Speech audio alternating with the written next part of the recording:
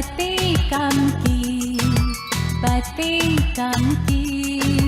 बच्चे हो या हो बड़े, सभी के काम की। खिल जाएगा जीवन इनसे, भर देंगी खुशियों के रंग। इनसे आएंगे जीवन में आशा, विश्वास और उमंग। बातें काम की, जीवन के उत्थान की, बातें काम की। नमस्कार, मैं रुचि शर्मा, शिक्षिका, model higher secondary school TT Nagar Bhopal. बातें काम की श्रृंखला के अंतर्गत आज फिर एक नए विषय के साथ आपके साथ हूँ। परीक्षा, नाम सुनते ही डर लगने लगता है, घबराहट सी होने लगती है। परीक्षार्थियों में भय, चिंता, तनाव इत्यादि अपना घर जमाने लगते हैं। परीक्षा के भय से कैसे बचें? परीक्षा के डर को कैसे दूर करें? परीक्षा में अधिक से अधिक अंक कैसे लेकर आएं? परीक्षा के दिनों में और परीक्षा से जो पूर्व के दिन होते हैं उसमें किस प्रकार की तैयारी करें? आज हम इन्हीं सब बिंदुओं पर चर्चा करेंगे और चर्चा करने के लिए आज हमारे साथ हैं सुश्री शीला दाहिमा, IAS अतिरिक्त सचिव, माध्यमिक शिक्षा मंडल। चलिए समझते हैं परीक्षा की तैयारी किस प्रकार करें। नमस्कार मैम। नमस्कार। आज की चर्चा में आपका बहुत बहुत स्वागत है। धन्यवाद। मैम, जैसे आज का हमारा चर्चा का विषय है परीक्षा की तैयारी, तो सबसे पहले यही आपसे जानना चाहेंगे कि परीक्षा क्या है, या ये जो परीक्षा की व्यवस्था है ये क्यों होती है? देखिए, सबसे पहले मैं परीक्षा का अर्थ बताना चाहूँगी। जी। जैसे परीक्षा शब्द जो है वो दो शब्दों परि और इक्षा, इनके मेल से बना है। परि अर्थात चारों तरफ जी। और इक्षा अर्थात देखना। जी। तो इस प्रकार परीक्षा का अर्थ होता है किसी व्यक्ति को सभी प्रकार से उसका अवलोकन करना या उसका मूल्यांकन करना। जी। परीक्षाओं के माध्यम से किसी परीक्षार्थी के शैक्षणिक ज्ञान और जी। समझ का मूल्यांकन होता है। जी। परीक्षा एक कक्षा से दूसरी कक्षा में जाने की सीढ़ी है। जैसे यदि कोई बच्चा 10वीं में जाना चाहता है तो उसके लिए ज़रूरी है कि वह 9वीं की परीक्षा को पास करे। तो हम उसको एक सीढ़ी मान सकते हैं, वो एक ज़रूरी स्टेप है। जी। जैसे एक सीढ़ी से चढ़कर दूसरी सीढ़ी पर जाया जाएगा। हाँ, जैसे हम एकदम से, यदि हम पहली सीढ़ी पे हैं, हम एकदम से 5वीं सीढ़ी पे नहीं जा सकते। हमको स्टेप बाय स्टेप, चरण दर चरण चढ़ना है। जी। इसके अलावा जो परीक्षाएं होती हैं वो परीक्षार्थियों के बीच एक स्वस्थ प्रतियोगिता को प्रेरित करती हैं। जी।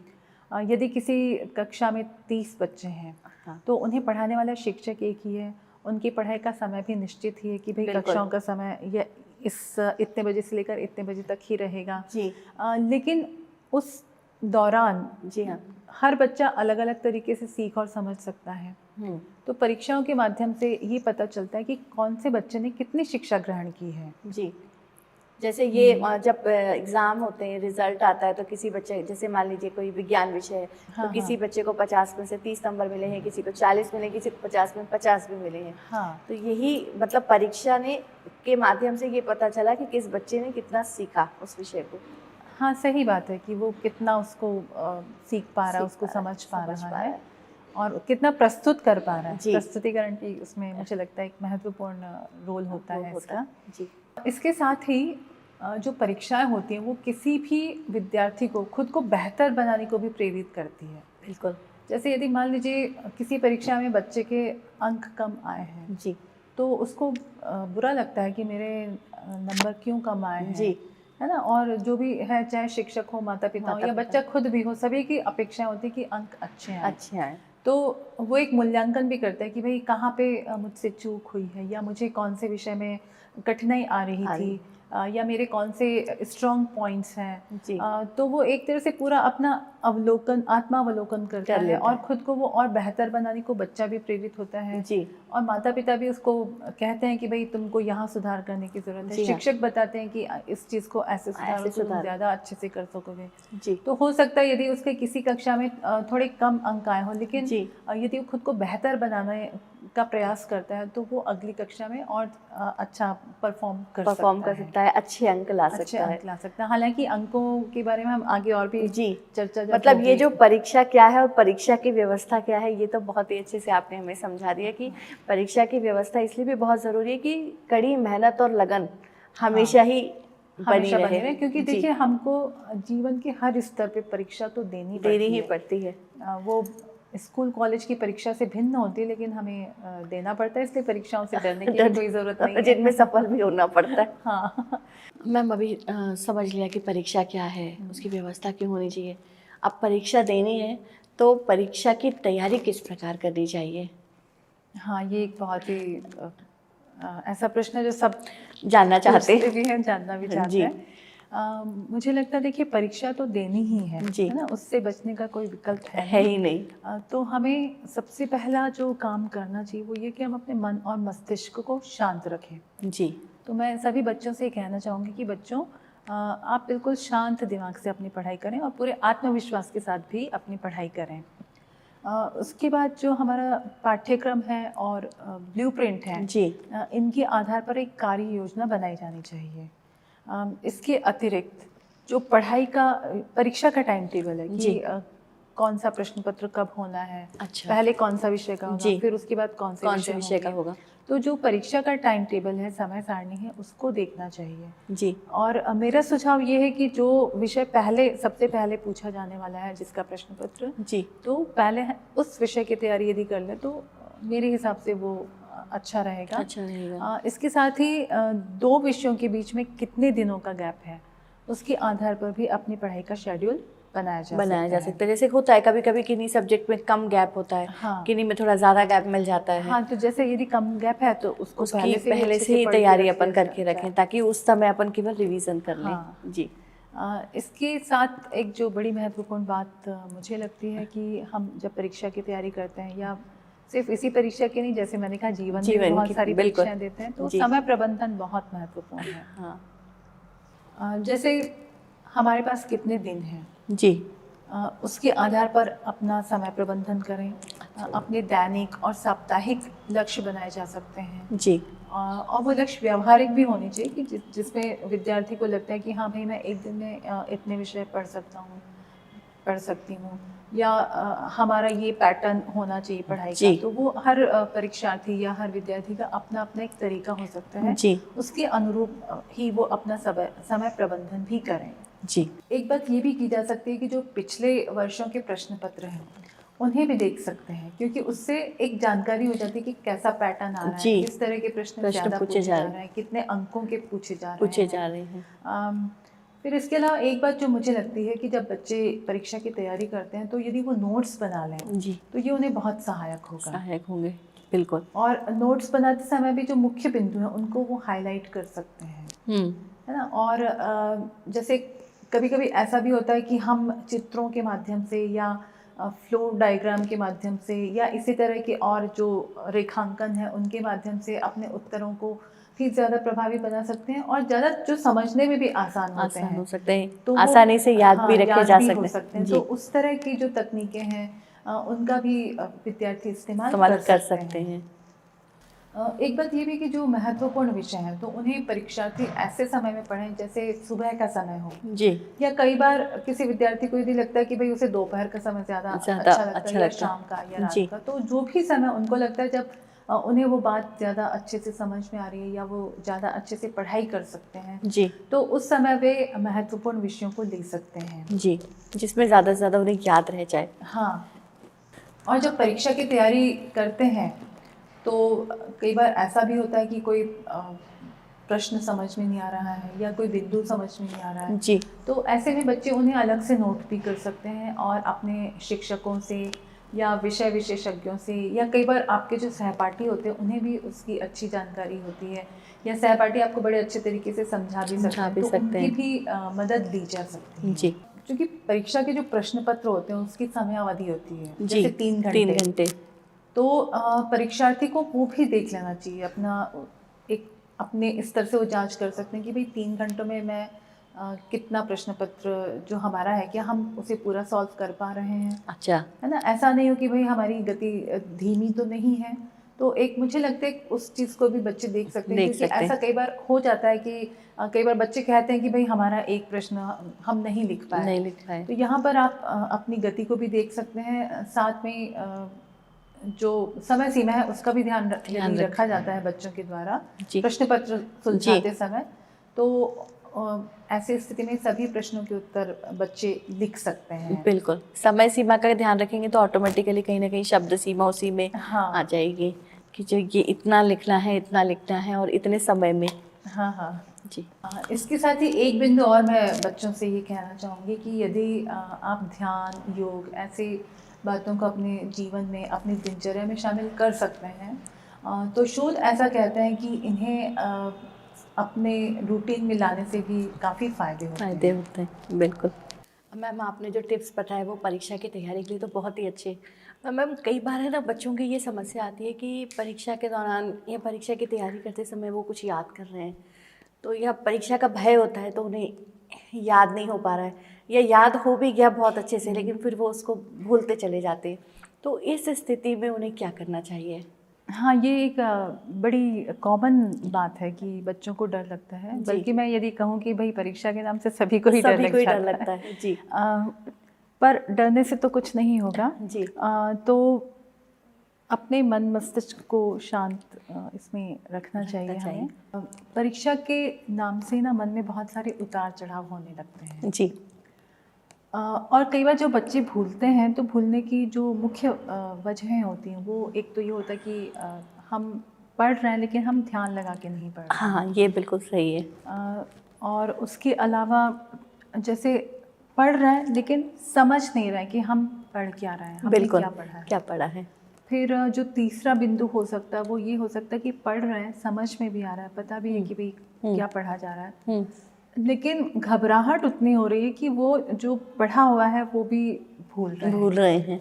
तो ये मेरे हिसाब से कुछ मुख्य वजह हैं, लेकिन हमें इन्हें नियंत्रित करना पड़ेगा। जी। और इसके लिए बच्चे अपने दिमाग को शांत रखें। जी। अपने आप से सकारात्मक बातचीत वो करें। अच्छा। जैसे जब भी लगता है कि भाई मुझे डर लग रहा है या मुझे घबराहट हो रही है, तो उस समय बच्चा अपने आप को ये कह सकता है, विद्यार्थी, कि मेरी पढ़ाई अच्छी चल रही है, मुझे अपने विषय समझ में आ रहे हैं और मुझे डर नहीं लग रहा है, या मैं अपनी पढ़ाई को लेकर मुझे बड़ी आश्वस्ति है। जी। तो कुल मिला के हम पॉजिटिव अफर्मेशंस अपने आप से, जो भी पढ़ाई कर रहा है वो अपने आप से कह सकता है। बिल्कुल। तो उससे काफ़ी सहायता मिलती है। फिर एक बात और भी है कि जब जो डर वाली अनुभूति होती है, उसे दूर करने के लिए हम जो रिलैक्सिंग म्यूज़िक है उसका भी सहारा ले सकते हैं। बिल्कुल। एक्चुअली जो संगीत है वो एक थेरेपी भी है। बिल्कुल। तो उससे जब कोई संगीत को सुनता है तो ये जो निगेटिव फीलिंग्स है वो भी कम होने लगती हैं। बिल्कुल। तो बच्चे उसका भी आश्रय ले सकते हैं संगीत का। जी। वो उनको काफ़ी हेल्पफुल होगा। जी। इसके साथ ही जब हम याद करने की बात करते हैं, तो देखिए याद करने के भी कई तरीके होते हैं। जैसे जब हम किसी चीज़ को देखते हैं, जी, तब भी हमें वो चीज़ें याद हो जाती हैं। जब हम सुनते हैं तब भी याद हो जाती है। बिल्कुल। बोलते हैं तब भी याद हो जाती हैं। और जब करके देखते हैं तब भी याद हो जाती है। तो जो विद्यार्थी है वो ये देख सकता है कि उसको इनमें से कौन सी तकनीक या कौन सा तरीका उसको सूट कर रहा है। जी। और वो उसे करके देख सकता है। बिल्कुल। जैसे उदाहरण के तौर पर विबग्योर, जो हम इंद्रधनुष के रंगों को एकदम हमें सीक्वेंस में नहीं याद है कि भाई पहले नारंगी रंग है कि पहले पीला है कि हरा है। तो विबग्योर जो है जैसे वॉयलेट, इंडिगो, ब्लू, रेड, ऐसा जो भी उसका सीक्वेंस है, तो बिल्कुल। उसको यदि ऐसे इस शॉर्ट फॉर्म में या एब्रिविएशन के फॉर्म में यदि हम याद रख सकते हैं, तो वो भी बड़ी सहायक हो जाती है। जी। इसके अलावा जो एक और बात मुझे लगती है कि जो समूह चर्चा है, जी हाँ, या ग्रुप डिस्कशन, कई बार बच्चे इकट्ठा होके भी विषयों को आपस में चर्चा करके पढ़ सकते हैं, समझ सकते हैं। तो उससे भी याद रखने की क्षमता मुझे लगता है कि उससे बढ़ती हुई है, और बच्चों को आपस में भी उनका कॉन्फिडेंस लेवल भी बढ़ता है कि भाई हमने ये चीज़, मतलब एकदम से ध्यान आ जाती है कई बार कि जब हम सब पढ़ रहे थे तो हमने ये चर्चा की थी और जी। ऐसा हुआ था, जी, तो वो भी याद रखने में सहायक हो सकता है। आजकल अच्छी बात ये भी है कि जैसे बहुत सारी चीज़ें ऑनलाइन अच्छी सामग्री भी उपलब्ध है, तो जो भी बिल्कुल। ऑथेंटिक सामग्री है, जी, शैक्षणिक ऑडियो और वीडियो, उनका भी उपयोग बच्चे समझने के लिए कर सकते कर सकते हैं, बिल्कुल। फिर एक बात ये भी कि जब हम बोलकर पढ़ते हैं तो भी जल्दी याद होता है। बिल्कुल। जैसे जब हम छोटे बच्चे होते हैं या छोटी कक्षाओं के जो जी। बच्चे हैं, उन्हें जो उनके शिक्षक गण हैं वो पहाड़ी बोल बोल के पढ़ के सुनाते बिल्कुल, हैं, तो बिल्कुल। बच्चे भी उसको एक रिदम के तौर पे गाते हैं और बहुत अच्छा एंजॉय एंजॉय करते हैं और वो, उनको जल्दी से बिल्कुल। याद भी हो जाता है। जी, तो कुल मिलाकर मुझे लगता है कि जो डर या भय है वो एक स्वाभाविक प्रवृत्ति है, तो उसको लेके हमारे विद्यार्थी ज़्यादा अनावश्यक परेशान ना हो, बल्कि अपना आत्मविश्वास बनाए रखें, तो निश्चित तौर पे उनकी इस समस्या का समाधान निकल ही आएगा। मैम कई बार ऐसा होता है कि विद्यार्थियों को जब परीक्षा देनी होती है तो कुछ विषय उन्हें बहुत कठिन लगते हैं, तो वो उन कठिन विषयों की परीक्षा की तैयारी किस प्रकार कर सकते हैं? देखिए, कठिन विषयों का सामना करना जी, कोई असंभव या दुरूह बात नहीं है, और मैं सभी विद्यार्थियों से यही कहूँगी कि कठिन विषयों को उत्तीर्ण करना कोई कठिन काम नहीं है। नहीं है, आपको लेकिन मानसिक तैयारी पहले करनी करनी पड़ेगी। और ये बात भी ज़रूर है कि जो विषय आपको कठिन लग रहा है उसमें अधिक समय देने की ज़रूरत है, अधिक जी। ध्यान देने की ज़रूरत है, और उसमें अधिक अभ्यास करने की भी ज़रूरत ज़रूरत है। तो हमारे जो कठिन विषय हैं उनको हम इकट्ठा पढ़ने के बजाय छोटे छोटे टुकड़ों में यदि बांट के उसको पढ़ें तो जी। वो थोड़ा आसान होगा, होगा। और बच्चे को फिर धीरे धीरे कॉन्फिडेंस भी आता जाएगा, उसका आत्मविश्वास बढ़ता जाएगा कि हाँ, मैंने ये भाग समझ लिया, अब मुझे जी। आगे बढ़ना है। जी, फिर उसके बाद वो उस छोटे भाग को लेगा कि हाँ, मुझे ये चीज़ भी समझ में आ गई है। तो इस प्रकार से एक तरीका अपनाया जा सकता है।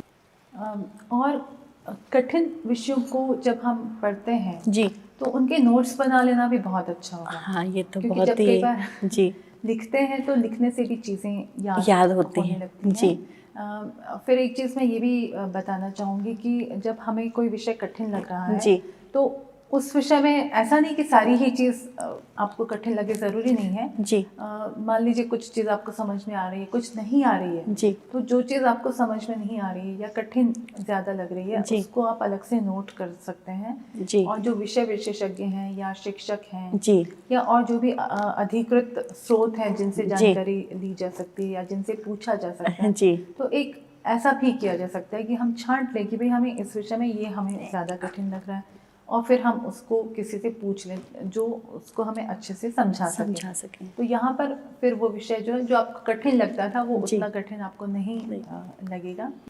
हमारे कुछ विषय ऐसे होते हैं जैसे गणित हुआ, रसायन शास्त्र हुआ, जिसमें फॉर्मूले होते हैं, सूत्र होते हैं, समीकरण होते हैं, जी। है ना। तो इसमें ये किया जा सकता है कि इनको एक कागज़ पे लिखा जा सकता है, जी, और जहाँ पे बच्चों की निगाह ज़्यादा पड़ती हो, जी, चलते फिरते कहीं, या जो भी बच्चे को लगता है कि मुझे जी। ये वहाँ मुझे देखना ही देखना है, तो वहाँ पे उसको टांग के भी रख सकते हैं। जी, तो जब बार बार निगाह वहाँ पड़ेगी तो उस जी। सूत्र को या उस फॉर्मूले, समीकरण आदि को जब विद्यार्थी पढ़ लेगा तो बार बार जब वो पढ़ेगा तो उसे धीरे धीरे वो चीज़ें याद भी होने लगती हैं। जी, बिल्कुल। ये बात मैं अपने घर में भी अपने बच्चों को भी बताना चाहूँगी कि ये बात बहुत अच्छी है कि जहाँ उनकी निगाह जाए वहाँ वो लोग उस चीज़ को लगा के रखें, जिससे बहुत जल्दी याद होने की एक हैबिट भी हो जाएगी। जी, एक और तरीका जो अपनाया जा सकता है वो ये कि मॉक टेस्ट किया जा सकता है। जी, जैसे जो भी विषय आपको कठिन लग रहा है जी, तो आप उसका एक अपनी तरफ से एक क्वेश्चन पेपर बना सकते हैं, अपने लिए सेट कर सकते हैं कि भाई जी। ये प्रश्न आ रहा है, मुझे अब इसका क्या उत्तर देना है। जी, तो आप एक इस तरह की प्रक्रिया भी विद्यार्थी अपना सकते हैं। अपना सकते हैं। और एक बहुत बड़ी बात ये होती है कि देखिए, कठिनाई तो ठीक है आएगी ज़िंदगी में, जी। मतलब मैं सिर्फ औपचारिक परीक्षाओं की बात ही नहीं कर रही हूँ, हम बड़ों के जीवन में भी आती हैं। बिल्कुल। तो बच्चों से मैं यही कहना चाहूँगी कि कभी भी हतोत्साहित नहीं होना है आपको, हमेशा मन में एक आशा और विश्वास, उमंग, जी। ये सारी जो अच्छी वाली भावनाएं हैं जी, उन्हें आप अपने मन में हमेशा रखिए, और हमेशा यही सोचिए कि भाई ये विषय भले ही कठिन हो लेकिन मेरे को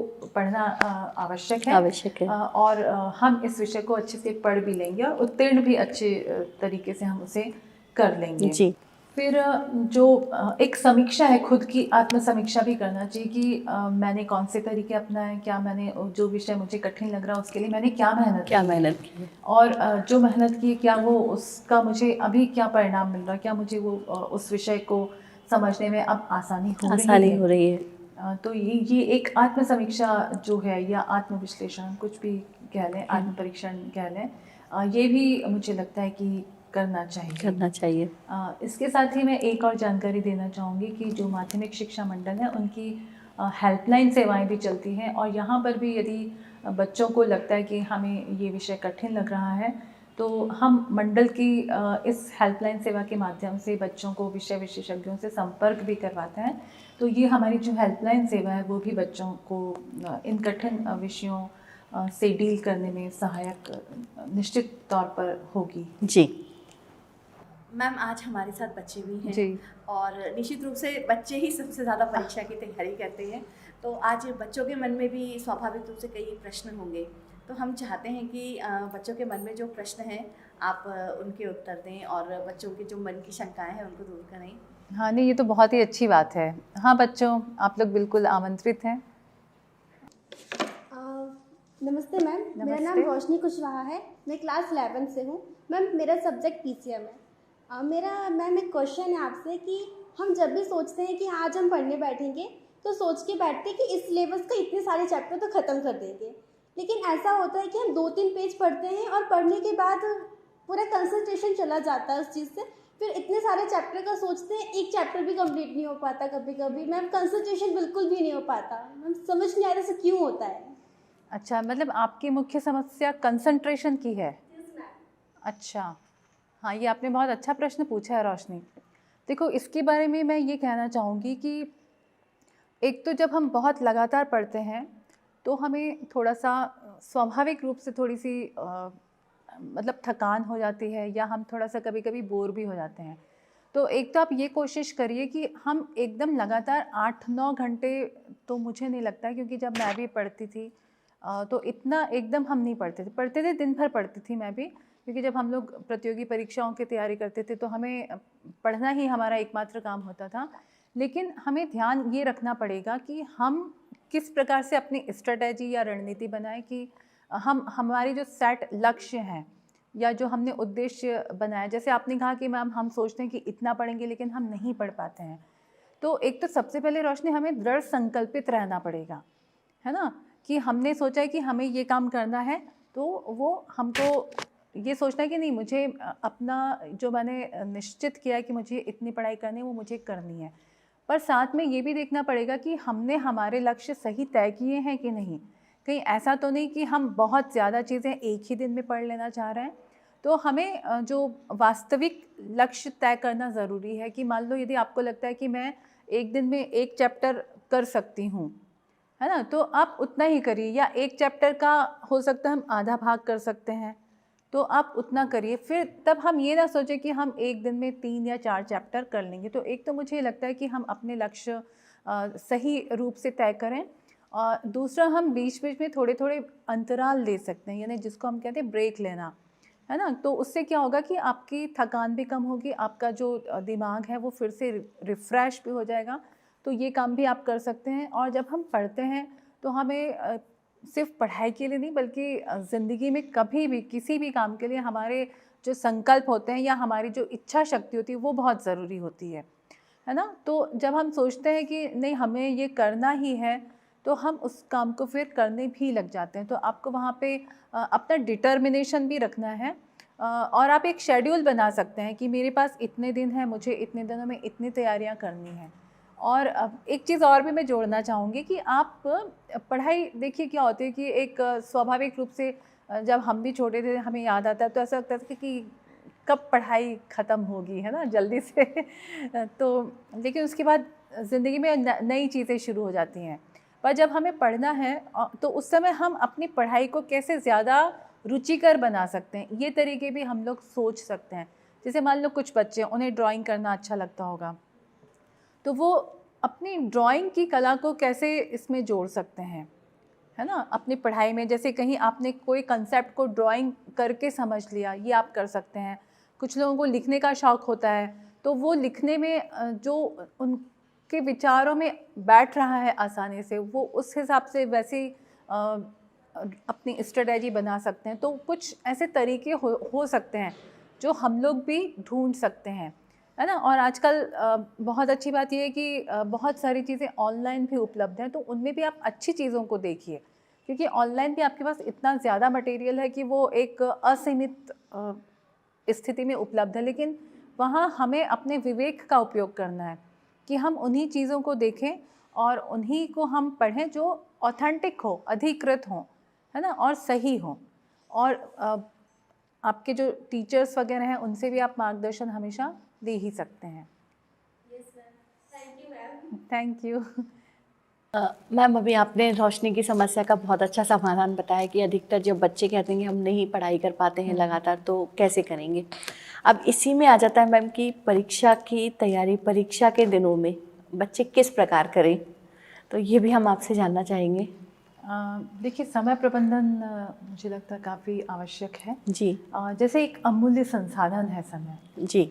तो इसको हम यदि अभी नष्ट कर देंगे, हम दोबारा उसको उत्पन्न नहीं कर सकते। तो इसलिए मैं सभी विद्यार्थियों से यही कहना चाहूँगी कि अपने समय का हम महत्व समझें। बिल्कुल। और जब हम परीक्षा की तैयारी कर रहे हैं जी। तो उस समय भी हमें समय प्रबंधन करना बहुत ज़रूरी है। जी। और समय प्रबंधन के लिए ये जानना आवश्यक है कि हम ये देखें कि भाई हम अपना समय किन किन बातों में लगा रहे हैं। जी। हम कहाँ समय का सही उपयोग कर रहे हैं। जी। कब हम समय को नष्ट कर रहे हैं, और वो कौन सा समय है जब हम अपने आप को ज़्यादा ऊर्जावान महसूस कर रहे हैं। जी। जैसे उदाहरण के तौर पर सुबह के समय अधिकतर लोग अपने आप को ज़्यादा इनर्जेटिक या ज़्यादा ऊर्जा से भरा हुआ महसूस करते हैं। तो ये सारा विश्लेषण एक करना चाहिए कि भाई हम हमारे समय को हम जांच लें, जी। उसको चेक कर लें। जी। इसके बाद जो जितना भी हमारा समय है, तो उसके लिए हम एक पढ़ाई के लिए एक अपना टाइम टेबल या समय सारणी बना सकते हैं। अच्छा। समय को अपने विषयों के अनुरूप बांटा जा सकता है। जैसे जो शेड्यूल बनाया जाएगा उसमें कौन से विषय को कितना समय दिया जाए, जी, है ना। कितना समय आपकी पढ़ाई का है, और बीच बीच में थोड़ा सा अंतराल लेना भी ज़रूरी है। बिल्कुल। तो वो अंतराल कितने मिनट का होगा या जी। कितना समयावधि का होगा, जी। ये सारी बातें भी उसमें हमारा जो शेड्यूल जी। जो हम बच्चों को प्रस्तावित कर रहे हैं, सुझाव दे रहे हैं, जी। उसमें आ सकता है। और ये जो भी तैयारी है, चाहे वो समय प्रबंधन की हो, परीक्षा की जो ओवरऑल तैयारी है, जी। तो उसको पूरे मन लगा के करना है। जी। और एक सोच के साथ, एक समझ के साथ कि भाई मुझे मेरी परीक्षाएं नज़दीक आ रही हैं और मुझे इस प्रकार से अपना शेड्यूल बनाना है, अपना समय प्रबंधन करना है कि हम उस समय के भीतर ही अपने सारे विषयों को कवर कर लें। जी। और यदि हमें कोई कठिन विषय लग रहा है तो उसको हमें समझने के लिए क्या एक्स्ट्रा समय देने की ज़रूरत पड़ेगी, ये सारी चीज़ें उसमें मुझे लगता आ जाएंगी तो बहुत अच्छा रहेगा। जी। विद्यार्थी जब पढ़ाई कर रहे हैं तो ये बहुत ज़रूरी है कि वो एकाग्रता से करें, क्योंकि यदि हम एकाग्र चित्त होकर पढ़ रहे हैं तो उससे समय की बचत होती है। बिल्कुल जी, एकाग्रचित्त होकर पढ़ेंगे तो सीधे हम समझ लेंगे उस चीज़ को। समझ लेंगे। अब मान लीजिए मैंने कोई कागज़ पढ़ा जी, और ध्यान कहीं और है, हाँ, तो फिर हम जब आगे बढ़ेंगे तो लगेगा अच्छा पीछे मैंने क्या पढ़ा था, मुझे फिर उसको फिर से पन्ने को पलट के देखना पड़ेगा। तो इसमें होगा क्या कि आपका समय उसमें नष्ट हो रहा है। तो एकाग्र चित्तता जितनी अधिक होगी उतनी ही आपकी समझ भी बढ़ती है और आपका जो समय है उसका सदुपयोग होता है। जी। और जब हम समय की बात कर रहे हैं तो आज के समय में सोशल मीडिया एक ऐसी बात है कि लोग उससे थोड़ा सा उसमें ज़्यादा इन्वॉल्व हो जाते हैं। तो यहाँ बच्चों के लिए बहुत ज़रूरी है कि आज के समय में हम मोबाइल से पूरी दूरी तो नहीं बना सकते हैं, लेकिन हम सिर्फ जितना उपयोग मोबाइल का आवश्यक है, मेरा आप सभी को यही सुझाव है कि कृपया सिर्फ आप उतना ही उपयोग उसका करें। सोशल मीडिया का एक बहुत सीमित उपयोग हो और वो अपने पढ़ाई के लिए जी थोड़ा बहुत मनोरंजन भी हो सकता है, लेकिन हमारे मूल उद्देश्य से भटकाव ना हो। एक बात और ये भी होती है कि कई बार बच्चों को स्कूलों में प्रोजेक्ट वर्क दिया जाता है, तो प्रोजेक्ट वर्क के लिए भी हम ऐन वक्त का इंतजार ना करें कि अरे अभी बहुत दिन पड़े हैं, हाँ बना लेंगे, अभी कौन सी परीक्षा आ गई है। तो कोशिश ये करनी चाहिए कि हम उसको भी जैसे ही प्रोजेक्ट वर्क मिलता है तो उसी समय से सोचना शुरू कर दें कि मुझे ये काम मिला है और मुझे इसके लिए क्या क्या तैयारियां करनी, मुझे कितने दिन इसमें लगेंगे। तो उसको यदि हम पहले से ही करने लग जाते हैं तो वो ऐन वक्त की जो हड़बड़ाहट है या घबराहट है उससे विद्यार्थी बचे भी रह जाएंगे और आपका टाइम भी काफ़ी यूटिलाइज उसमें हो जाएगा। जी। इसके साथ ही मैं ये भी कहना चाहूँगी कि जब हम समय प्रबंधन की बात कर रहे हैं तो हम अपना आत्मनिरीक्षण भी कर सकते हैं एक कि भाई हमने आज दिन भर में क्या क्या किया। जी। जब आप रात में फ्री होके बैठे हैं तो आप सोच सकते हैं कि दिन भर में आज मैंने क्या क्या किया, क्या क्या गतिविधियाँ की, किस तरह से की। तो एक वो हम परीक्षण कर लेते हैं खुद का ही, तो वो भी आपको बड़ा सहायक होता है आपके समय प्रबंधन के साथ साथ समग्र रूप से ही सहायक बिल्कुल, होता है जैसे अभी वो। आपने बताया ना कि हम कहाँ समय का उपयोग कर रहे हैं, कहाँ नष्ट कर रहे हैं। जब ये आत्म परीक्षण करेंगे तभी समझ में आ पाएगा कि हमने कहाँ समय को सही ढंग से उपयोग में किया। मैम, जैसे अभी आपने बताया कि परीक्षा में समय प्रबंधन भी बहुत महत्वपूर्ण है, तो परीक्षा में खान पान का भी क्या महत्व है? हाँ, देखिए बहुत सारे जो स्वास्थ्य विशेषज्ञ हैं उनका ये मानना है कि परीक्षा की तैयारी के समय जी और परीक्षा के दिनों में विद्यार्थियों की जो रोग प्रतिरोधक क्षमता होती है उस पर असर पड़ता है। जी। तो सोचिए यदि कोई विद्यार्थी परीक्षा के समय में बीमार पड़ गया तो ये तो बड़ी मतलब कठिन सिचुएशन हो जाएगी। बिल्कुल। तो इसलिए ये बहुत ज़रूरी है कि जो विद्यार्थी हैं वो स्वस्थ खाएं, पौष्टिक भोजन खाएं जी, और ताकि वो स्वस्थ बने रहें। जैसे हमारी एक प्राचीन कहावत भी है कि जैसा अन्न वैसा मन। जी। तो जो अन्न है जी और हमारा जो मन है या हमारा जो तन है जी, इनका आपस में संबंध है। हम जैसा भोजन ग्रहण करते हैं जी, वैसा ही हमारा मन भी होता जाता है। जी। और देखिए ये जो भोजन है या अन्न है उसे प्राण की संज्ञा दी गई है हमारे प्राचीन कथानकों में। जी। और इसी भोजन से ही जीवनी शक्ति का निर्माण होता है। बिल्कुल। हम जो खा रहे हैं वो हमारे दिमाग को भी प्रभावित करता है। इसलिए बहुत ज़रूरी है कि हम ये ध्यान रखें कि हम किस प्रकार का भोजन ग्रहण कर रहे हैं। जी। हाँ, मैम, इसके साथ एक चीज़ और मन में आ रही है कि खान पान जैसे आपने बताया कि स्वस्थ होना चाहिए, पौष्टिक होना चाहिए। तो परीक्षा के दौरान है ना, बच्चे कई बार नींद भी अच्छे से नहीं लेते हैं या कुछ बच्चे कह देते हैं कि हमको तो नींद ही नहीं आ रही है। तो नींद का भी क्या महत्व है? देखिए नींद तो बहुत ही आवश्यक है। जी। और नींद एक तरह से नींद एक दवा का ही काम करती है। जी। तो यदि बच्चे घबराहट के मारे या सोच रहे हैं कि हम रात में बहुत देर तक जाके पढ़ लें, नींद से समझौता कर लें, तो वो मुझे लगता है कि वो उचित नहीं है। क्योंकि यदि आपको नींद नहीं आ पा रही है तो उसका असर तुरंत ही देखने को भी मिलता है कि बच्चा फिर दिन भर में थोड़ा सुस्त सा महसूस करेगा या उसे असहज महसूस होगा। तो इसलिए बहुत ज़रूरी है कि नींद कम से कम 6-7 घंटों की पर्याप्त अच्छी वाली नींद हो, जो गहरी नींद हो। जी। और जब बच्चा सोने जाता है तो उसे ये हर प्रकार के तनाव से दूर रहना चाहिए। जी। उसे ये नहीं सोचना चाहिए कि मेरी पढ़ाई नहीं हुई है या क्या होगा। कई बार बच्चे पढ़ते हैं उसके बावजूद भी टेंशन करते हैं। बिल्कुल। तो ये सब जब सोने जाते हैं उस समय ये सब तनाव दूर रखने चाहिए और सोते समय सकारात्मक विचार ही मन में रखें कि यदि मान लीजिए पढ़ाई नहीं भी हुई तो आप ये सोचिए कि मुझे अभी मैं अच्छे से नींद लूँ और सुबह से मुझे अपनी पढ़ाई अच्छे से करनी है। जी। तो इस तरह की वो भावना रखनी चाहिए। जी। तो नींद से भी कोई समझौता नहीं होना चाहिए क्योंकि फाइनली वो आपके स्वास्थ्य को प्रभावित करती है। जी। और यदि स्वास्थ्य ठीक नहीं होगा तो पढ़ाई ठीक नहीं होगी। बिल्कुल। फिर आप परीक्षा भी अच्छे से किस प्रकार दे पाएंगे। इसलिए भोजन और नींद जी दोनों सही होना आवश्यक है। अब मैम, अभी जैसे आपने बताया कि परीक्षा की तैयारी में बहुत सारी चीज़ें कितनी मायने रखती हैं। अब परीक्षा का दिन आ गया तो परीक्षा के दिन परीक्षार्थियों को परीक्षा कक्ष में क्या करना चाहिए और परीक्षा के दिन उन्हें किस तैयारी से घर से जाना चाहिए, इसके लिए आप क्या बताना चाहेंगी? हाँ, ये एक बड़ा मतलब छोटा लेकिन इम्पोर्टेंट क्वेश्चन है। जी।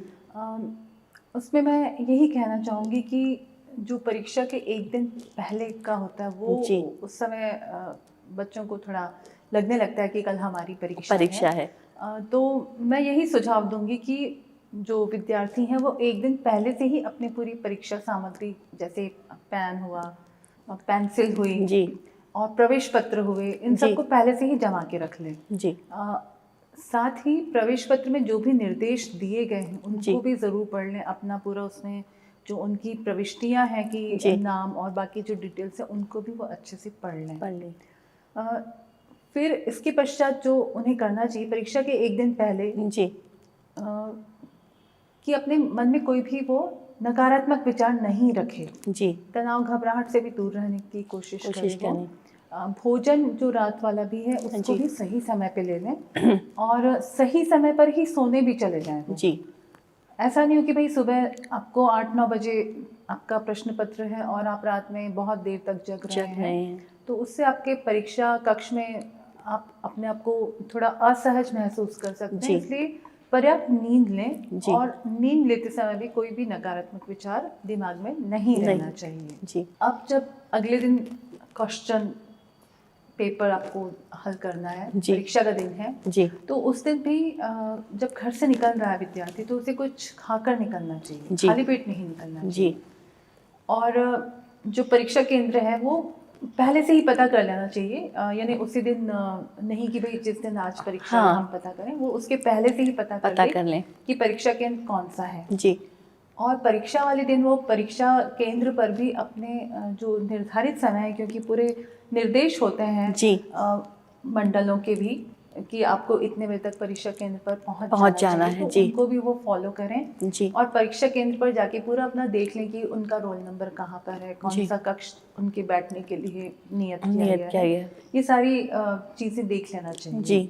उसके बाद जब वो परीक्षा कक्ष में विद्यार्थी प्रविष्ट हो रहा है, फिर उसे उत्तर पुस्तिकाएं दी जाती हैं। जी। तो उन उत्तर पुस्तिकाओं में अपना रोल नंबर भी भरना होता है, तो उसको भी बड़े ध्यानपूर्वक भरना चाहिए। जी। अपने प्रवेश पत्र में वो देख ले कि भाई मुझे ये जो मेरा रोल नंबर है वही मैंने उस पर लिखा है कि नहीं है। जी हाँ। और उसको लिखने के बाद एक बार और फिर से भी वो चेक कर ले कि क्या मैंने उसको सही लिखा है। जी। उत्तर पुस्तिका में पूरी प्रविष्टियां कर ली, उसके बाद जब प्रश्न पत्र मिलता है जी, तो सबसे पहले उसे ध्यान से पढ़ लेना चाहिए। जी। और उसमें देखना चाहिए कि हम कौन से प्रश्नों के उत्तर पहले लिख सकते हैं। जो मेरा ये मानना है कि आपको जो अच्छे से बन रहा है पहले आप उसके उत्तर को लिख लीजिए। जी। तो उसमें आपका एक वो भी हो जाएगा, उत्तर लिखना भी हो जाएगा और आपको एक आत्मविश्वास भी रहेगा कि हाँ मैंने ये उत्तर लिख लिए हैं। जी हाँ। इसके साथ ही जब प्रश्न पत्र को हम सॉल्व करते हैं जी, तो उसका प्रश्न पत्र को सुलझाने का एक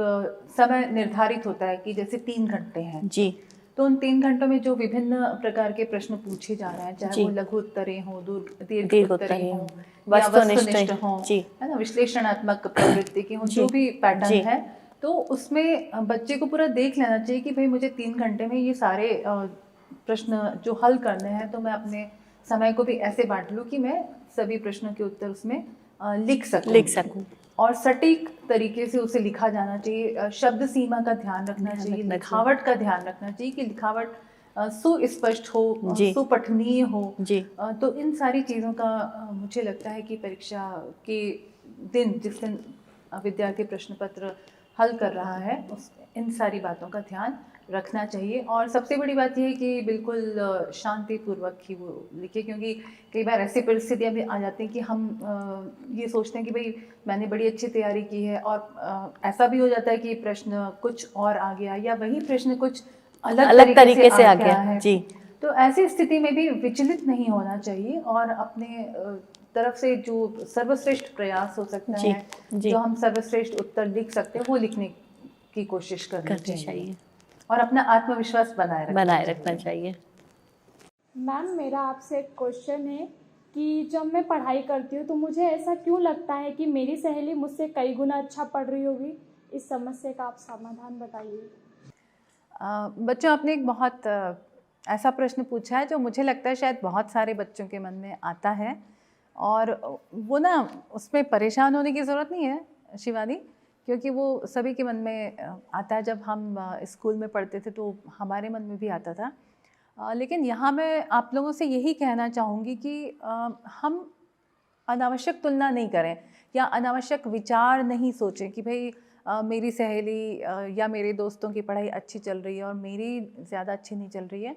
तो यहाँ पे मैं यही कहना चाहूँगी कि ऐसे विचार मत सोचिए, क्योंकि इनसे नुकसान क्या हो सकता है कि हमारा आत्मविश्वास कम हो सकता है ना, हमको तनाव होने लग सकता है, हमें घबराहट हो सकती है और कई बार हीन भावना भी आ सकती है। तो ये सारे नकारात्मक इमोशंस हैं, तो इनसे हमें दूर रहना है, बल्कि आपको खुद पे ध्यान देना है कि मैं कैसे पढ़ सकती हूँ, किस तरह से मैं पढ़ूँ कि मुझे खुद पे कॉन्फिडेंस आए।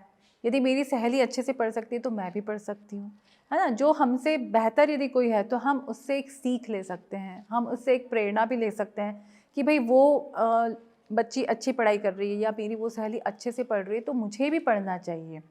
तो हम इस चीज़ को भी एक सकारात्मक तरीके से ही लें कि भाई हाँ, ये मतलब कई बार क्या होता है कि एक स्वस्थ प्रतियोगिता होती है ना, ये उस तरह की चीज़ हम ले सकते हैं कि यदि मेरी सहेली पढ़ रही है तो मुझे भी पढ़ना है, मुझे भी अच्छे नंबर लाने हैं। तो आप उस चीज़ को उस वे में लीजिए और बिल्कुल उसमें तनाव, घबराहट इन सब से दूर रहिए। मुख्य बात यही है कि हम अपना ध्यान खुद पर केंद्रित करें, है ना। तो आप अपने आप को जितना बेहतर बनाएंगे ना, आपके मन से धीरे धीरे ये सारे विचार भी दूर होते जाएंगे। मैम पहले भी मुझे ऐसा लगता था कि मेरी सहेलियाँ मुझसे काफ़ी अच्छा पढ़ रही है, पर जब आपने मुझे समझाया कि हाँ मतलब हमेशा में ऐसा लगता है, बाकी ऐसा है नहीं, तो मुझे समझ में आया कि हाँ मतलब आपने सही बताया।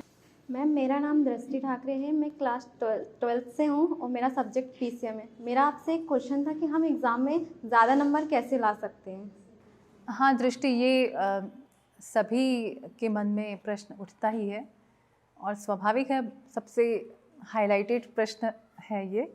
देखिए, उसमें मैं ये कहना चाहूँगी कि जो परीक्षाएं होती हैं वो परीक्षार्थी की साल भर की पढ़ाई का मूल्यांकन होता है कि आपने साल भर कैसे पढ़ाई की है ना। तो इसलिए सबसे पहले जो इसमें टिप है वो यही है कि आप कोशिश ये करें कि साल भर ही अच्छे से पढ़ाई करें।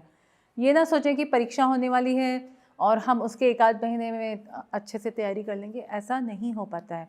यदि हम वास्तव में अच्छे अंक लाना चाहते हैं तो हमें साल भर पढ़ना चाहिए, क्योंकि उसके बहुत सारे फ़ायदे होते हैं। जैसे यदि आपने साल भर पढ़ाई की है तो एक तो सबसे पहली बात, आप बिल्कुल रिलैक्स रहते हैं, आपको कोई टेंशन नहीं होता है, तनाव नहीं होता है, घबराहट नहीं होती है। फिर आप विषयों को अच्छे से समझ सकते हैं। यदि मान लो किसी विषय में कोई कठिनाई आ रही है तो आप उन कठिन विषयों को अपने टीचर से या जो बाकी विशेषज्ञ हैं या अपने सहपाठियों से आप चर्चा करके उसको क्लियर कर सकते हैं, है ना, समझ सकते हैं। पर मान लीजिए किसी कारण से यदि आप साल भर नहीं भी पढ़ाई कर पा रहे हैं तो भी मैं यही कहूँगी कि जो भी समय आपके पास है उसमें आप अपना पूरा मन लगा दीजिए, पूरे मन से पढ़ाई कीजिए और आप एक पूरी अपनी स्ट्रेटजी बनाइए, अपनी कार्य योजना बनाइए कि हम किस प्रकार से हमारा जो सीमित समय है उसमें हम किस प्रकार से पढ़ाई कर सकते हैं। इसके बाद कुछ और पॉइंट्स हैं, जैसे जब हम परीक्षा देने जाते हैं तो जो प्रश्न पत्र होते हैं उनको बहुत ध्यान से आप लोग पढ़िए कि किस तरह के प्रश्न पूछे जा रहे हैं, है ना। और उन प्रश्नों में एक शब्द सीमा भी होती है, तो यही कोशिश करिए कि जो शब्द सीमा है, मान लीजिए यदि 20 शब्दों में लिखना है या 50 शब्दों में लिखना है या 100 शब्दों में लिखना है तो हम उसी सीमा को फॉलो करें। थोड़े कुछ शब्द भले आगे पीछे हो सकते हैं, लेकिन ऐसा नहीं होना चाहिए कि यदि 20 शब्दों का आंसर आपसे पूछा है तो आप उसको 50 शब्दों में दें, है ना। तो एक वो प्रैक्टिस भी आप कर सकते हैं। तो मुझे लगता है अच्छे अंक के लिए ये चीज़ भी एक बहुत आवश्यक है। साथ ही और भी पॉइंट्स हैं। इसके साथ ही जब हम लोग उत्तर लिखते हैं, है ना, तो हम अपने उत्तरों में जो चार्ट हुए कभी या फिर कोई हम चित्र भी बना सकते हैं, पर हर उत्तर में नहीं, जहाँ पे उसकी आवश्यकता हो हम इसका उपयोग यदि करते हैं तो मुझे लगता है कि उससे भी अच्छे अंक मिल सकते हैं। फिर अच्छे अंक पाने के लिए एक बड़ी महत्वपूर्ण बात ये होती है कि आपकी लिखावट साफ़ सुथरी हो, है ना। तो उसमें क्या होता है, जब आपकी कॉपियाँ चेक होती हैं ना तो जो कॉपी जांचते हैं उनके लिए वो काम आसान हो जाता है। नहीं तो कई बार ऐसा भी होता है कि यदि लिखावट सही नहीं है तो वो समझने में दिक्कत होती है कि भाई बच्चे ने लिखा क्या है। तो इस बात का आप लोग ज़रूर ध्यान दीजिए कि आपकी जो लिखावट है वो साफ़ सुथरी रहे, कि आपकी उत्तर पुस्तिका को यदि जो जांचने वाले लोग हैं वो पढ़ें तो उनको समझ में साफ साफ आए कि हाँ, इसमें ये लिखा है उत्तर। और आपके उत्तर टू द पॉइंट होने चाहिए, मतलब जो पूछा है आप उसी का ही उत्तर दीजिए। ऐसा नहीं होना चाहिए कि पूछा क्या है और हम मतलब ऐसी बातें लिख रहे हैं जो उससे संबंधित ही नहीं है। तो ये भी एक इम्पॉर्टेंट बात है कि हम सटीक उत्तर लिखें, है ना, टू द पॉइंट उत्तर लिखें और जो पूछा है उसी को ही हम लिखें। फिर एक चीज़ और भी होती है कि आज के समय में बच्चों में थोड़ी सी शारीरिक सक्रियता कम हो गई है, लेकिन शारीरिक रूप से सक्रिय होना उसके अपने फ़ायदे होते हैं, उससे आपका दिमाग भी सक्रिय होता है ना, आप ज़्यादा स्वस्थ रहते हैं। तो जब हम ज़्यादा स्वस्थ रहते हैं हम ज़्यादा अच्छा सोच सकते हैं, हमें थकान कम लगती है ना, तो उसके बहुत सारे फ़ायदे होते हैं। और ऐसा हमने पढ़ा है, कई अध्ययन ऐसा कहते हैं कि यदि हम कम से कम 10-15 मिनट भी रोज़ कुछ ना कुछ शारीरिक गतिविधि करते हैं, जैसे आपने कोई व्यायाम कर लिया या रस्सी कूद ली, है ना, या कई बार आप दूसरी मंजिल पे हैं तो सीढ़ियाँ भी आप जब चढ़ते उतरते हैं तो वो भी अपने आप में एक एक्सरसाइज हो जाती है। तो कोई भी आप शारीरिक व्यायाम कर सकते हैं। फिर आप प्रकृति के संपर्क में भी रह सकते हैं, क्योंकि प्रकृति के संपर्क में रहना भी आपको एक सुकून भी देता है, आपको एक सकारात्मक ऊर्जा भी देती है। तो इस तरह की जो गतिविधियाँ हैं, हम पढ़ाई करने के ध्यान में उसको भूलने लगते हैं कि हमें सिर्फ पढ़ना है, पर ये जो छोटी छोटी बातें हैं उनका भी यदि आप ध्यान रखें कि साल भर में हम थोड़ा शारीरिक रूप से सक्रिय रहें, हम थोड़ा बहुत प्रकृति के संपर्क में रहें, प्रकृति के बीच में हम बैठें, तो वो चीज़ भी आपके दिमाग को और आपकी पढ़ाई के लिए बहुत फ़ायदेमंद होती है।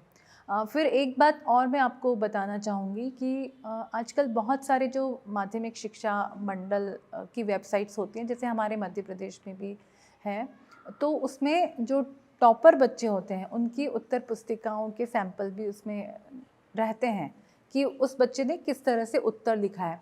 तो आप लोग उन वेबसाइट पर जाकर उन उत्तरों को भी देख सकते हैं कि किस प्रकार से उनके उत्तर लिखे गए हैं, है ना। तो अंक पाना कोई बहुत बड़ी बात नहीं है, पर यह है कि यदि हम ज़िंदगी में चाहे सिर्फ ये स्कूली पढ़ाई हो या आगे की कोई पढ़ाई हो या कोई भी चीज़ हो जीवन में, उसमें मेहनत ज़रूर आपको पूरी करनी है, मेहनत से नहीं बचना है। और एक बात और मैं बच्चों आप लोगों से कहना चाहूँगी कि आप अपना सर्वश्रेष्ठ प्रयास ज़रूर करिए, चाहे आप पढ़ाई कर रहे हों या भविष्य में आप अलग अलग क्षेत्रों में नौकरियां करेंगे, तो आप अपना बेस्ट ज़रूर दीजिए, है ना, वो हमें कभी नहीं भूलना है। और हम वापस यदि पढ़ाई पर आते हैं तो आप अंकों को लेकर भी अपना सर्वश्रेष्ठ प्रयास करिए, पर उसको लेकर तनाव मत करिए, है ना। उसमें हमें यदि मान लो आपने अपनी पढ़ाई पूरी की और नंबर थोड़े बहुत कम भी आ गए, तो उससे जीवन पे कोई मतलब ऐसा असर नहीं होगा कि आपका जीवन एकदम हम कई बार सोचने लगते हैं कि अरे क्या हो गया मेरी ज़िंदगी में, आगे क्या होगा। तो ऐसा नहीं, आपके बाय चांस यदि नंबर कम भी आते हैं जो आपने अपेक्षा की थी, तो आप प्लीज़ परेशान ना हो, और बल्कि आप अपना आत्मविश्लेषण करिए कि क्या हम और क्या अपने आप में सुधार कर सकते हैं, या और क्या चीज़ें हो सकती हैं। कई बार हो सकता है कि हम अभी जो काम कर रहे हैं हम किसी और फील्ड में ज़्यादा अच्छा कर सकते हैं, तो वो एक हम अपना एनालिसिस, अपना विश्लेषण भी कर सकते हैं। अपने आप को पहचानना भी ज़रूरी है कि हमारी क्या क्षमताएं हैं, हम क्या कर सकते हैं, तो उस तरह से भी आप कर सकते हैं। तो बिल्कुल अंक अच्छे लाने के प्रयास तो करने ही चाहिए, लेकिन अंकों के तनाव को अपने ऊपर मत हावी होने दीजिएगा। ये मेरी आपसे मतलब निवेदन है, विनती है या सीख है, कुछ भी आप कह लीजिए, इसका ध्यान भी ज़रूर रखिएगा। But do your best, always do your best. Ma'am, वर्तमान समय में बच्चों पर पढ़ाई का दबाव कुछ ज़रूरत से ज़्यादा ही हो गया है, तो ऐसे समय में जब परीक्षा भी आने वाली रहती है, तो बच्चों के माता पिता उनका किस प्रकार सहयोग कर सकते हैं और उन्हें किस प्रकार मार्गदर्शन दे सकते हैं? हाँ, ये बात तो आपने जो कही है जी, कि एक दबाव रहता है जी, और बच्चे उसको महसूस भी करते हैं जी। पर देखिए ये है कि अधिकतर बच्चे मेहनत करते ही हैं, जी हाँ, है ना, लगभग सभी बच्चे करते ही हैं जी, कि हम अच्छे अंक लाएं, जी, और वो अपने यदि कोई 12वीं में है या 11वीं में है तो अपने इन पढ़ाई के साथ साथ वो जो दूसरी प्रतियोगी परीक्षाएं हैं, इंजीनियरिंग, मेडिकल, क्लैट, ऐसी परीक्षाओं की भी तैयारियां करते हैं। तो ऐसे समय में ये वास्तव में बहुत ही ज़रूरी हो जाता है कि जो माता पिता हैं जी वो बच्चों को सहयोग करें और उन्हें सपोर्ट करें, जी उन्हें मार्गदर्शन दें। जी हालांकि ये जो दबाव है उसमें मुझे लगता है कि बहुत ज़्यादा अपने ऊपर नहीं लेना चाहिए, जी है ना। नहीं तो वो नुकसानदायक भी होने होने लगता लगता है। है। तो इसलिए उसको एक जहाँ तक वो एक सकारात्मक सीमा के अंदर है वो दबाव, जी बस वहीं तक, चाहे वो विद्यार्थी हो या उनके माता पिता हो, वो कोशिश ये करें कि वो दबाव जहाँ आपको कुछ सकारात्मक करने की प्रेरणा दे रहा है, जी आप उतना ही दबाव अपने ऊपर महसूस करें या बच्चे को परिलक्षित दिखाएं, दर्शाएं। जी वो उतना नहीं बढ़ना चाहिए कि वो एक नुकसान वाली श्रेणी में आ जाए। जब परीक्षाएं होती हैं तो ऑलरेडी बच्चा और माता पिता भी थोड़े से अपने को अंडर प्रेशर महसूस करते हैं। जी पर ऐसे समय में ज़रूरी हो जाता है कि जो परिवार का माहौल है जी वो शांतिपूर्ण हो, सौहार्दपूर्ण हो, जी अनुशासित हो। बिल्कुल कई बार जैसे माता पिता खुद भी तनावग्रस्त हो जाते हैं कि अरे अब बच्चे की बोर्ड की परीक्षा है। तो ऐसा मैंने देखा है कि वो काफ़ी तनावग्रस्त होने लगते हैं। तो यदि माता पिता खुद ही तनावग्रस्त हो जाएंगे तो आप सोचिए ना कि क्या बच्चा उनको देखकर उसको भी तनाव उत्पन्न होना स्वाभाविक है। और घर का माहौल भी हाँ, थोड़ा सा तो परिवर्तित हो ही जाएगा। तो इसलिए एक सकारात्मक ही माहौल बनाने की कोशिश करनी चाहिए। अनावश्यक तनाव में या दबाव में ना रहें और माता पिता बच्चों को प्रेरित करें, प्रोत्साहित करें जी कि हाँ आपकी परीक्षा आने वाली है, आप अच्छे से पढ़ाई कीजिए और आप कर सकते हैं। मतलब जो भी शब्द हैं वो सकारात्मक शब्द बोलें, उन्हें प्रोत्साहित करें, प्रेरित करें, पर ना खुद तनाव में रहें और ना बच्चों को भी अनावश्यक तनाव ना दें, ऐसा मैं मानती हूँ। जी कई बार विद्यार्थी को ये भी लगता है कि जो मेरे अंक यदि अच्छे नहीं आए तो मेरे माता पिता की सामाजिक प्रतिष्ठा प्रभावित होगी। जी तो माता पिता बच्चों को ये समझा सकते हैं कि ऐसा डर मन से दूर करें, है ना। यदि अपना गिव योर बेस्ट जी लेकिन सिर्फ अंकों से ही आप किसी की सामाजिक प्रतिष्ठा को तो नहीं जोड़ सकते हैं। बच्चे में अंकों के अलावा और भी बहुत से हुनर हो सकते हैं, प्रतिभाएं हो सकती हैं, बहुत सारा पोटेंशियल हो सकता है, उसको भी जानने समझने की ज़रूरत होती है। और माता पिता भी बच्चे को ये भरोसा दिलाएं कि बेटा आप अपने प्रयास पूरी ईमानदारी से करिए, अपनी मेहनत में कमी नहीं छोड़ो और उसके बाद फिर परिणाम ज़रूरी नहीं कि हमारी अपेक्षाओं के अनुरूप हर बार आए ही। जी तो परिणाम चाहे जैसा भी हो, यदि कई बार उसे बहुत अच्छे अंकों की उम्मीद है लेकिन कम अंक आए हैं या कुछ और है, तो माता पिता बच्चे से ये कह सकते हैं कि तुम अपने पूरे प्रयास करो और हम तुम्हारे साथ हमेशा हैं, हर परिस्थिति में हैं। जी तो इससे वो दबाव की स्थिति बिल्कुल समाप्त ही हो जाएगी। और जो बच्चा है, जो विद्यार्थी है, वो उसको स्वतः ही लगेगा कि मुझे मतलब एक तनाव और दबाव से दूर रह के अपने एक सरल और सहज तरीके से अपने पढ़ाई पे ध्यान दे सकेगा। मैम जैसे भी आपने बताया कि माता पिता किस प्रकार से बच्चों का तनाव और स्वयं के तनाव को दूर कर सकते हैं, तो इसी प्रकार बच्चे शिक्षक से भी बहुत करीब से जुड़े रहते हैं। तो शिक्षकों की भी क्या भूमिका हो सकती है इसमें? देखिए, जहाँ हम विद्यार्थी की बात करते हैं वहाँ शिक्षक को तो हम जुड़ा हुआ महसूस करते ही हैं। जी वो तो अदृश्य रूप से जुड़े ही रहते हैं। शिक्षक के बिना विद्यार्थी नहीं, विद्यार्थी के बिना शिक्षक नहीं। तो यहाँ पर शिक्षकों की भी बड़ी महत्वपूर्ण भूमिका हो जाती है। और यहाँ जो मुझे लगता है जो भूमिका माता पिता की है, बहुत कुछ वही भूमिका शिक्षकों की भी हो जाती है। कि शिक्षक भी बच्चों को प्रेरित करने की कोशिश करें, उन्हें प्रोत्साहित करें। और शिक्षक ये भी कह सकते हैं कि बच्चों, यदि आपको कोई चीज़ नहीं समझ में आ रही है, किसी जगह कठिनाई आ रही है, तो आप हमको आके बताइए, हम आपकी उस कठिनाई को दूर करने के प्रयास करेंगे। वो उन्हें एक सकारात्मक विचार दें। जैसे उन्हें ये कहें कि हाँ आप लोग कर सकते हैं। और परीक्षा एक नॉर्मल प्रक्रिया है, हर साल आपको आगे बढ़ना है तो आपको पढ़ना भी पड़ेगा। तो शिक्षकों का भी मुझे लगता है कि वो एक सकारात्मक दृष्टिकोण रखें और बच्चों को भी वही सकारात्मक दृष्टिकोण ही देने को वो स्वप्रेरित हो। शिक्षक भी स्वप्रेरित हो कि हमें बच्चों को आगे बढ़ाना है। और हम उनका जो बेस्ट पोटेंशियल है उसे भी वो बाहर ला सकते हैं। शिक्षकों में बहुत मतलब बड़े महत्वपूर्ण होते हैं शिक्षक। जी मैम, परीक्षा होती है तो परीक्षा परिणाम भी आते ही हैं। अब मान लीजिए कि किसी विद्यार्थी को उसके अनुरूप, जितनी मतलब उसने मेहनत करी थी उसके अनुरूप उसे अंक प्राप्त नहीं हुए, तो स्वाभाविक बात है वो बहुत ही तनावग्रस्त हो जाएगा, चिंता उसे हो जाएगी। तो इस स्थिति से बचने के लिए उन्हें क्या करना चाहिए? देखिए, विद्यार्थियों को अपना सर्वश्रेष्ठ प्रयास तो करना ही चाहिए जी, लेकिन अंकों के तनाव को अपने ऊपर हावी मत होने दीजिए। जी, क्योंकि देखिए, आपके हाथ में मेहनत करना है जी, है ना, और मेहनत में कोई कमी नहीं होनी चाहिए, मैं हमेशा कहती हूँ। जी, लेकिन जब आपकी अपेक्षा के अनुरूप परिणाम नहीं आते हैं तो जी। आपको उसे स्वीकार करना भी आना चाहिए। चाहिए।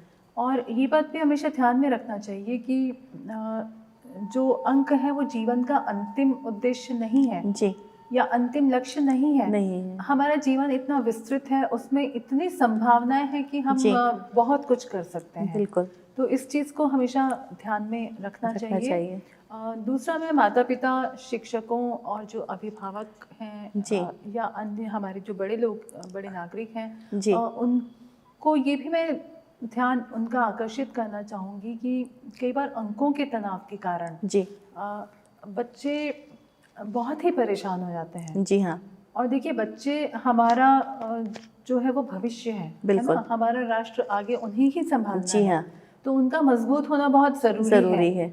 तो हम अपने बच्चों को ऐसा माहौल ना दें कि वो इतना तनावग्रस्त हो रहे हैं कि सिर्फ अंक अच्छे नहीं आ पाए या कहीं कोई कमी रह गई, उस वजह से वो ऐसे कदम उठा लें जो कि बहुत ही नुकसानदायी हो या बहुत ही अंदर से पीड़ादायी हो, बहुत कमज़ोर हो जाए। हाँ जी, तो ये सब नहीं होना चाहिए। हमें जी। एक्सेप्टेंस भी होनी चाहिए कि अभी जो परिस्थिति है हम उसे स्वीकार कर सकें, और आशावादिता भी होनी चाहिए कि यदि अभी समय हमारे अनुकूल नहीं है जैसा हम चाहते थे, तो इसका आशा ये नहीं कि आगे का समय भी आपका अच्छा नहीं होगा। जीवन में हमेशा आप उम्मीदों को जगाए रखिए। जी, तो कई बार ऐसे उदाहरण भी सामने आते हैं, जब बहुत सारे उदाहरण हैं कि कोई स्कूल में अच्छा नहीं कर सका था लेकिन भविष्य में वो बहुत अच्छे पदों पर पहुँचे हैं। जी। या हम सचिन तेंदुलकर जी का उदाहरण ले सकते हैं कि वो आज उनके जैसा कोई और कहाँ है, नहीं है, बिल्कुल। तो वो उन्होंने अपने दूसरी प्रतिभा को उभारा। जी। या उन्होंने ऐसा नहीं सोचा कि मेरे अंक नहीं अच्छे आ पा रहे या मेरी पढ़ाई आगे की नहीं हो पा रही है। तो हमको वही लगता है कि हमेशा उम्मीद को बनाए रखना चाहिए, हमेशा अच्छा सोचिए। आप में कोई ना कोई खूबी ज़रूर होती है, तो उस खूबी को पहचानिए, उसको आगे बढ़ाइए। जी। जो ज़िंदगी है वो सिर्फ स्कूल या कॉलेज की पढ़ाई या परीक्षा नहीं है। ज़िंदगी बहुत कुछ है। जी। तो हम उस ज़िंदगी के महत्व को समझें। जी। हम उसके विस्तार को समझें। जी। कि क्या है जीवन, और आपका जो जीवन है वो आगे चलकर कितने लोगों के जीवन को अच्छा बना सकता है। जी। ये बात भी हम विचार कर सकते हैं कि हम एक ज़िंदगी से कई ज़िंदगियों को अच्छे रूप में बदल सकते हैं। तो मुझे यही लगता है कि यदि परीक्षा परिणाम आपकी अपेक्षा के अनुरूप नहीं भी आए हैं तो उसको आप एक सुधार के रूप में लीजिए, ना कि उसको एक तनाव के रूप में या किसी प्रकार से नुकसान करने के रूप में लें। आप विद्यार्थी ये सोच सकता है या माता पिता भी ये सोच सकते हैं कि कोई बात नहीं, यदि अभी उतना अच्छा परिणाम नहीं है तो और मेहनत करके हम आगे उसको अच्छा बना सकते हैं। साथ में ये बात भी ध्यान रखें कि ज़िंदगी की हम सुंदरता को समझें और ज़िंदगी का जो वैविध्य रूप है, विविधता है जो जीवन की, उसको हम समझें, जीवन के महत्व को समझें। और इस संसार में कहीं ना कहीं हम किस रूप में खड़े हो सकते हैं, हम उसको समझें। तो हमेशा आशावादी बने रहें। जी मैडम, आज आप आपने इतने महत्वपूर्ण विषय पे हमें इतनी अच्छी जानकारी दी और निश्चित रूप से इसका परीक्षार्थी, विद्यार्थी बहुत लाभ उठाएंगे। इसके लिए आपका बहुत बहुत धन्यवाद। आज की चर्चा से हमने जाना कि जीवन में हमें कभी भी परीक्षा से डरना नहीं है, बल्कि चिंता मुक्त होकर, तनाव से बचकर और शांति, एकाग्रता और बहुत अच्छे से अध्ययन करके हमें परीक्षा का सामना करता है।